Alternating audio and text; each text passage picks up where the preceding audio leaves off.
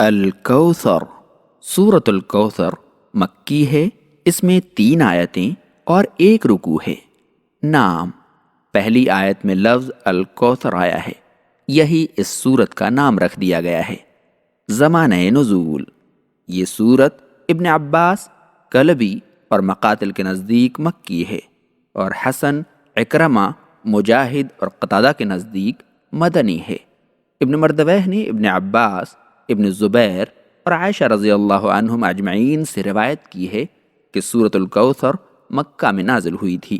بسم اللہ الرحمن الرحیم انا اعطیناک الکوثر فصل لربک وانحر۔ میں شروع کرتا ہوں اللہ کے نام سے جو نہایت مہربان، بے حد رحم کرنے والا ہے۔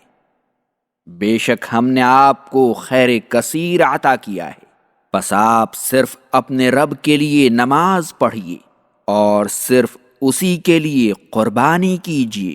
اس صورت میں اللہ تعالیٰ نے نبی کریم صلی اللہ علیہ وسلم کو کفار مکہ کی بدسلوکیوں کے بارے میں تسلی اور خیر کثیر کی خوشخبری دی ہے۔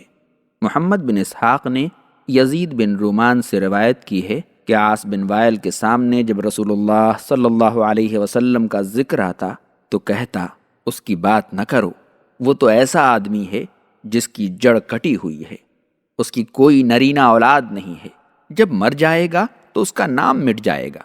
تو اللہ تعالیٰ نے یہ سورت نازل فرمائی۔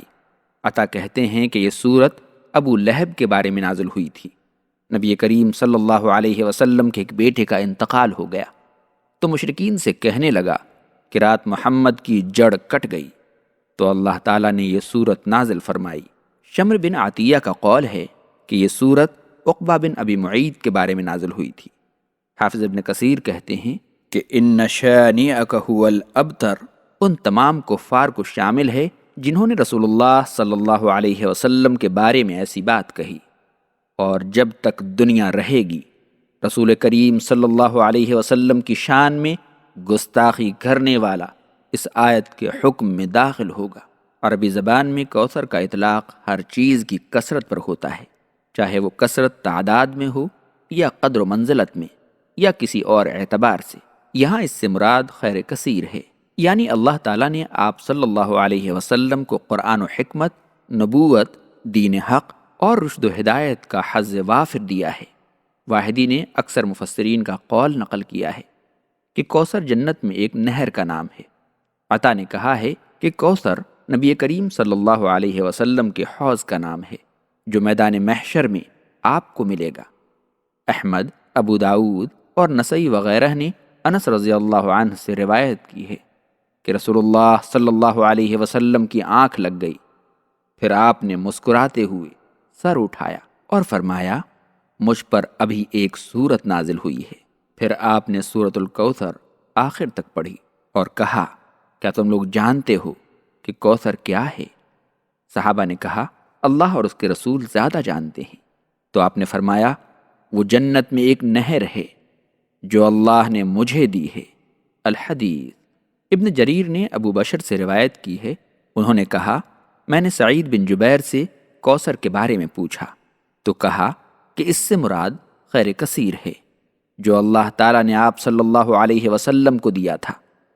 تو میں نے کہا، ہم سنتے آئے ہیں کہ وہ جنت میں ایک نہر ہے۔ تو سعید نے کہا، وہ نہر بھی اس خیر کثیر میں داخل ہے جو اللہ نے آپ کو دی ہے، بس آپ صرف اپنے رب کے لیے نماز پڑھیے اور صرف اسی کے لیے قربانی کیجیے۔ اللہ تعالیٰ نے آپ صلی اللہ علیہ وسلم کو خیر کثیر عطا کرنے کی جو خوشخبری دی ہے، اس آیت میں آپ کو اس پر شکر ادا کرنے کی نصیحت کی ہے اور کہا ہے کہ آپ صرف اپنے رب کی خوشنودی اور اس کی رضا کے حصول کے لیے نماز پڑھتے رہیے اور صرف اسی کے نام سے قربانی کیا کیجیے۔ اور نماز اور قربانی کا بطور خاص ذکر دونوں کی اہمیت کے پیش نظر کیا گیا۔ ان شانئک هو الابتر۔ بے شک آپ کا دشمن ہی جڑ کٹا ہے۔ اس آیت کریمہ میں اللہ تعالیٰ نے خبر دی ہے کہ نبی کریم صلی اللہ علیہ وسلم کی شان میں گستاخی کرنے والے ہر دور اور ہر جگہ ذلیل و خوار ہوں گے، انہی کی نسل باقی نہیں رہے گی اور انہی کا نام دنیا سے مٹ جائے گا۔ اور نبی کریم صلی اللہ علیہ وسلم تو تمام صفات و کمالات میں ان حدوں کو چھو چکے تھے جو خاتم النبیین کے لیے اللہ نے مقرر کر دیا تھا۔ ان کے ذکر جمیل نے سارے عالم کو بھر دیا تھا اور ان کے انصار و مددگار، ان کے پیروکار پوری دنیا میں پھیل گئے تھے۔